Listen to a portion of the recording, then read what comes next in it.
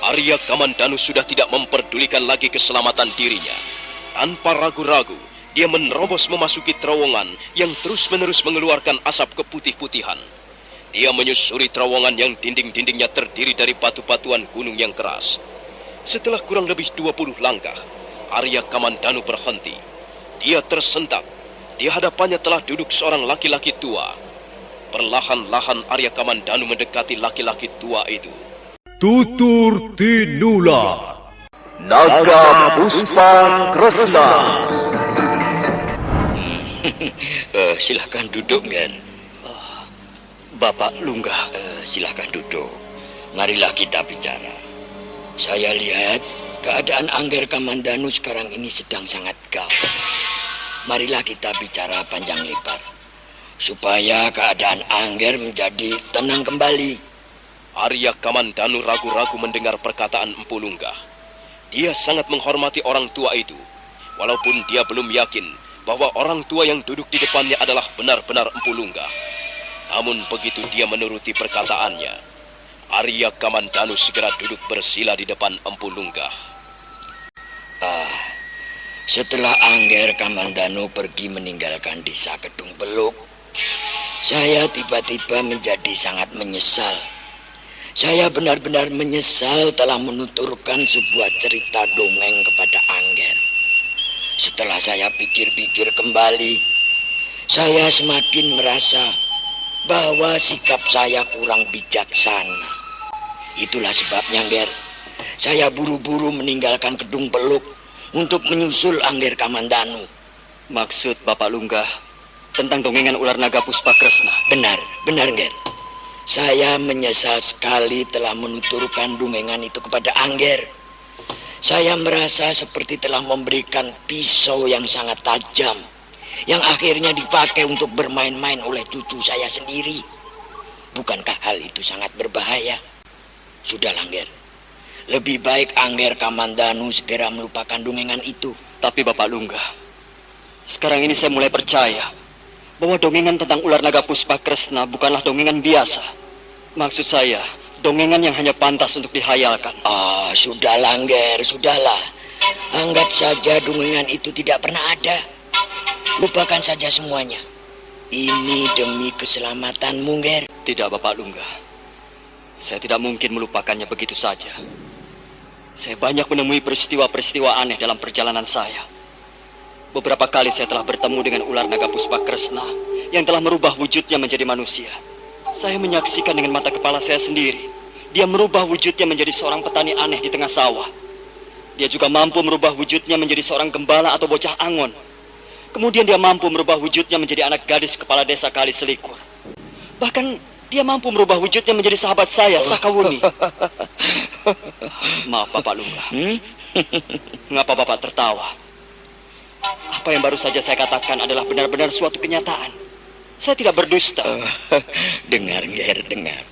Semua yang Angger Kamandanu alami di tengah perjalanan tentang perwujudan dari ular naga Puspa Kresna adalah pancaran daripada khayalan-khayalan Angger Kamandanu sendiri.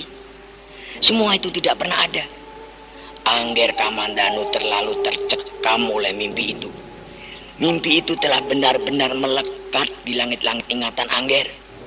Itulah sebabnya Angger Kamandanu mempunyai daya khayal yang luar biasa. Sehingga seolah-olah khayalan itu berubah menjadi kenyataan. Maaf, Bapak Lunggah. Saya menjadi semakin tidak mengerti sekarang. Begini, Nger. Khayalan atau gambaran pikiran itu, jika dibarengi suatu keyakinan, maka dia akan nampak sebagai suatu kenyataan. Dia akan benar-benar muncul di hadapan kita seperti apa yang kita khayalkan. Tapi sebenarnya semua itu khayalan-khayalan belaka. Khayalan yang tiada artinya. Suatu saat nanti, khayalan seperti itu akan lenyap dengan sendirinya, Nger. Angger Kamandanu tidak perlu merisaukannya. Sudahlah, percayalah pada perkataan saya, orang tua ini. Sekali lagi saya katakan kepada Angger bahwa saya menyesal sekali karena telah menceritakan dongengan yang tiada artinya kepada Angger. dongengan seperti itu hanyalah akan merusak pikiran sehat. Karena itu, Ngger, sebaiknya Angger melupakannya. Maaf, Bapak Lungga. Saya mohon maaf kalau sekiranya sikap saya kurang berkenan di hati Bapak Lungga. Tapi sungguh-sungguh saya tidak bisa menerima perkataan Bapak. Saya tidak bisa mempercayai perkataan Bapak Lungga. Saya tetap menganggap bahwa ular naga Puspakresna memang ada. Jangan, Ger. Jangan teruskan khayalan-khayalan seperti itu. Hal itu bisa merusak diri Angger Kamandanu. Lebih baik Angger Kamandanu mengurungkan niat untuk memburu khayalan-khayalan yang tidak pernah ada. Lebih baik Angger Kamandanu segera kembali ke Majapahit untuk menunaikan tugas-tugas Angger sebagai prajurit. Setelah Angger pergi dari desa Kedung Peluk, Nini Sakawuni segera kembali ke Majapahit. Saya kira sekarang ini Nini Sakawuni menunggu Angger di Majapahit. Tidak, Bapak Lungga. Saya tidak bisa mempercayai perkataan Bapak. Sekarang ini niat saya hanya satu. Memburu ular naga Puspakresna. Memburunya dan mengajaknya bertarung. Saya sudah hampir sampai di ujung jalan. Saya tidak akan mundur. Maaf, Bapak Lungga. Ada apa, Ger? Tunggu, Ger. Tunggu dulu. Apa yang Angger inginkan? Saya tidak lagi percaya padamu. Kau bukan Pulungga. Kau pun tidak lebih dari penjelmaan siluman itu. Aduh, Ger. Mengapa bisa jadi begini? Lihat baik-baik. Saya tahu siapa dirimu. Kau boleh mengaku-ngaku sebagai Pulungga. Tapi aku tidak akan percaya begitu saja. Aku akan membuktikan bahwa kau sebenarnya bukan Pulungga. Tunggu.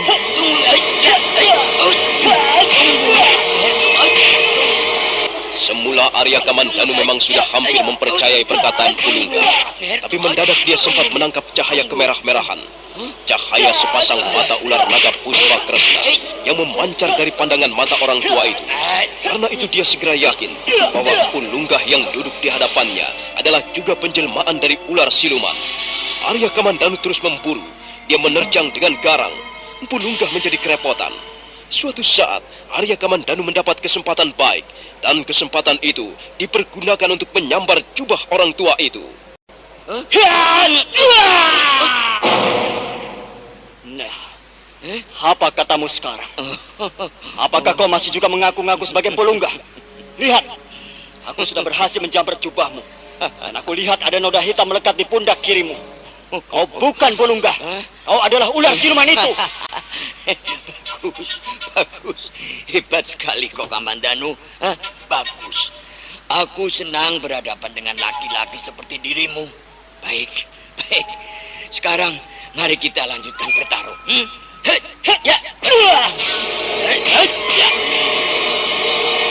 Kembali mereka bertarung dengan sengitnya. Arya Kamandanu terus berusaha menggempur Pulungga Gadungan. Dia sama sekali tidak memberi kesempatan lawannya untuk menghindar ataupun menangkis. Sodokan-sodokannya, tendangan-tendangan maupun jotosan-jotosannya secara bergantian menerpa tubuh lawannya. Beberapa jurus telah berlalu. Pulungga Gadungan kelihatannya semakin keteter. Suatu saat dia lengah dan Arya Kamandanu berhasil menyerangkan tendangannya ke arah ulu hatinya. Pulungga Gadungan terjajar ke belakang. Mulutnya meringis-ringis menahan kesakitan. Dan pada saat selanjutnya, secepat kilat Pulungga Gadungan melompat dan berusaha untuk kabur. Arya Kamandanu tersentak kaget. Hai! Jangan lari! Awas! Jangan lari! Arya Kamandanu terus memburu lawannya. Dia mengejar Pulungga yang berlari menyusuri sebuah lorong panjang. Beberapa kali kaki Arya Kamandanu terantuk batu padas dan hampir saja tubuhnya terpelanting jatuh. Setelah beberapa puluh langkah berlari-lari menyusuri lorong, akhirnya Arya Kamandanu tiba di ujung lorong. Dia segera berhenti. Di depannya terhampar sebuah lapangan yang cukup luas. Arya Kamandanu menengok ke kiri ke kanan. Matanya liar menatap ke sana kemari, mencari buruannya yang hilang. Tiba-tiba dia melihat sesuatu di tengah-tengah lapangan. Sesuatu itu mirip seseorang yang tengah duduk menghadap ke belakang. Tapi jelas dia bukan Pulungga Gadungan. Arya Kamandanu melangkah dengan hati-hati. Setelah kurang lebih jaraknya tinggal 3 tindak, Arya Kamandanu berhenti. Mendadak sesuatu itu bergerak membalikan tubuhnya.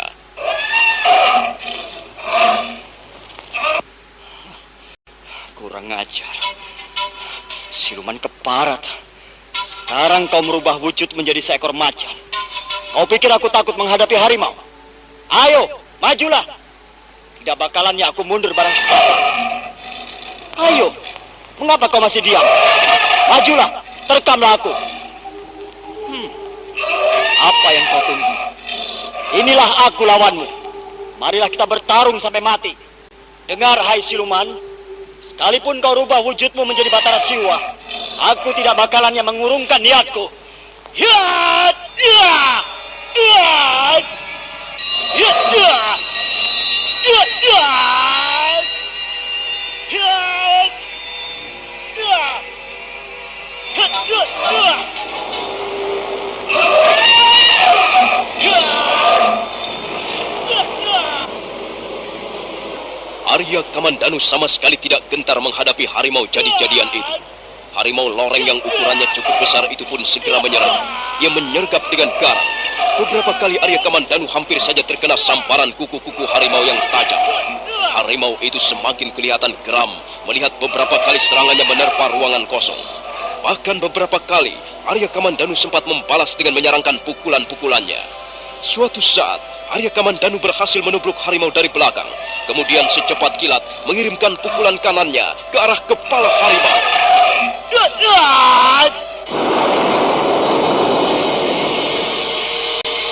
Begitu kepalanya terkena samparan pukulan Arya Kamandanu, harimau itu mengaum dengan kerasnya. Mendadak tubuhnya berubah menjadi asap tipis. Asap itu pun kemudian berpencaran kemana-mana. Tapi Arya Kamandanu sangat terkejut begitu melihat di balik asap muncul sebongkah batu hitam yang sangat besar. Semula dia benar-benar mengira bahwa perwujudan itu adalah batu hitam. Tapi buru-buru dia melompat mundur ketika batu hitam yang tingginya lebih dari 8 depa itu bergerak maju ke depan.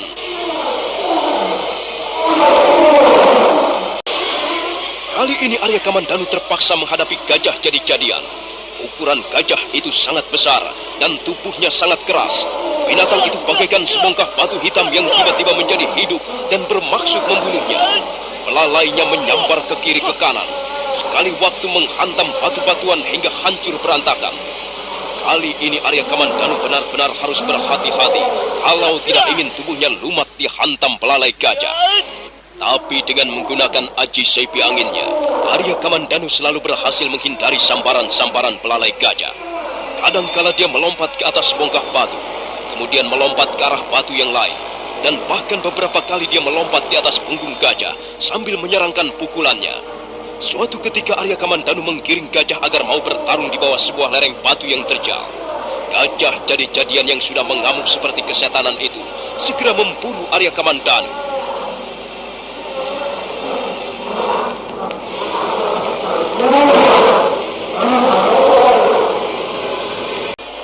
Akhirnya gajah jadi-jadian itu terpancing juga. Sekarang mereka bertarung di bawah sebuah lereng batu yang terjal. Di atas lereng nampak sebongkah batu yang cukup besar, yang barangkali besarnya tidak kalah dengan rumah kepala desa. Suatu saat gajah itu menghantamkan belalainya ke arah tubuh Arya Kamandanu. Arya Kamandanu segera melenting ke atas, berjumpalitan di udara, dan belalai gajah menghantam sebongkah batu hingga hancur berantakan.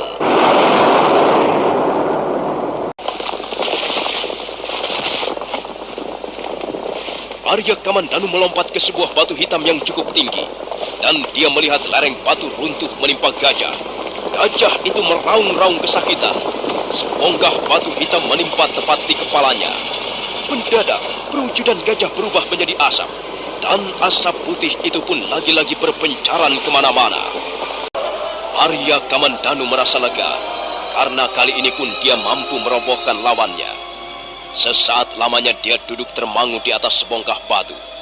Dan pada saat berikutnya, telinganya menangkap teriakan seorang wanita. Tolong! Tolong! Tolong! Tolonglah aku! Oh, aku seperti mengenal suara itu. Oh, Mesin! Mesin! Mesin! Buru-buru Arya Kamandanu bangkit. Dia segera memburu ke arah suara itu.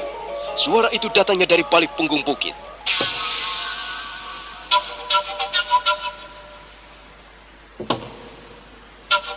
Nah, bagaimanakah kisah selanjutnya?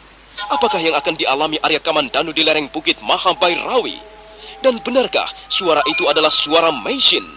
Saudara pendengar, silakan menunggu seri berikutnya. Sampai jumpa.